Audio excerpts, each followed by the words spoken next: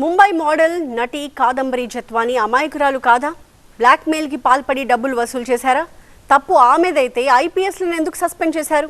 CID తాజా charge షీట్లో ఏమని చెప్పింది? ప్రచారం ఏమని జరుగుతోంది? అసలు వాస్తవాలేంటి?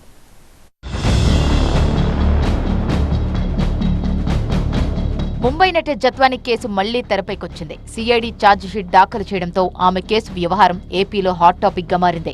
వైసీపీ నేత కుక్కల విద్యాసాగర్ ను జత్వాని బ్లాక్మెయిల్ చేసినట్లు సిఐడి తేల్చింది. సిఐడి ఛార్జ్ షీట్ కూడా దాఖలు చేసింది. అయితే ఈ కేసు వేరు. ముగ్గురు ఐపీఎస్లపై చర్యలకు కారణమైన కేసు వేరు. విద్యాసాగర్ కేసులో జత్వాని నిందితురాలు కాగా, ఆమె పెట్టిన కేసులో జత్వానితో పాటు ఆమె తల్లిదండ్రులు బాధితులు అనేది ప్రభుత్వం క్లారిటీ ఇచ్చింది. ఏపీలో జరుగుతున్న పరిణామాలు సిఐడి ఛార్జ్ షీట్ పై ప్రభుత్వమే వివరణ ఇచ్చింది. జత్వాని కేసుల్లో ఉన్నది ఉన్నట్లుగా తేల్చి చట్ట ప్రకారం సిఐడి చర్యలు తీసుకుంటోంది. కుక్కల విద్యాసాగర్ ఆరోపించినట్లు జత్వాని డబ్బులు వసూలు చేసిందని సాంకేతిక ఆధారాలు ఉండటంతో ఆమెపై నమోదైన మొదటి కేసు రుజువైందని సిఐడి తన ఛార్జ్ షీట్లో తెలిపింది.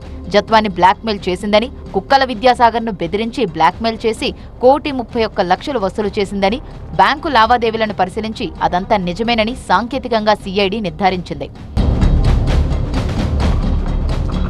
జత్వాని కేసులో ముగ్గురు ఐపీఎస్ అధికారులపై చర్యలు కక్ష సాధింపు అని జరుగుతున్న ప్రచారాన్ని పూర్తి అవాస్తవమని ప్రభుత్వం చెబుతోంది.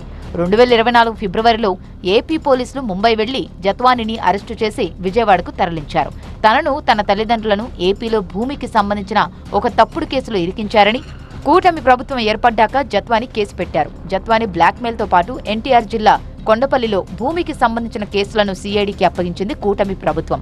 విచారణ ప్రారంభించిన సిఐడి అధికారికంగా ఎఫ్ఐఆర్ నమోదు కాకముందే పోలీసులు చర్యలు ప్రారంభించడం, అరెస్టులు చేయడం, ప్రాథమిక విచారణ సరిగా జరపలేదని తేల్చింది. సిఆర్పిసి నిబంధనలను, చట్టపరమైన విధానాలను పక్కన పెట్టి మౌఖిక ఆదేశాలతో అధికార దుర్వినియోగానికి పాల్పడ్డారని సిఐడి రిపోర్ట్ ఇవ్వడంతో పోలీస్ అధికారులు పిఎస్ఆర్ ఆంజనేయులు, కాంతిరాణా, విశాల్ గున్నిలను సస్పెండ్ చేశారు. ఆ తర్వాత సస్పెండ్ అయిన ఆఫీసర్లు హైకోర్టుకు వెళ్లడంతో ఈ కేసులో యథాతథ స్థితి కొనసాగించాలని ఆదేశించింది. దాంతో ల్యాండ్ కేసులో విచారణ ఆగిపోయింది. మొత్తంగా జత్వాని వ్యవహారంలో సిఐడి 2 కేసుల్లో దర్యాప్తు చేస్తోంది అనేది ప్రభుత్వం చెబుతోంది. బ్లాక్మెయిల్ చేసి డబ్బులు వసూలు చేశారనే కేసులో ఆమె నిందితురాలని సిఐడి తేల్చగా, మరోవైపు ఓ ల్యాండ్ సెటిల్మెంట్ వ్యవహారంలో ముగ్గురు ఐపీఎస్ల సస్పెన్షన్ కరెక్టేనని పోలీస్ అధికారులు అత్యుత్సాహం ప్రదర్శించారని క్లారిటీ ఇస్తోంది.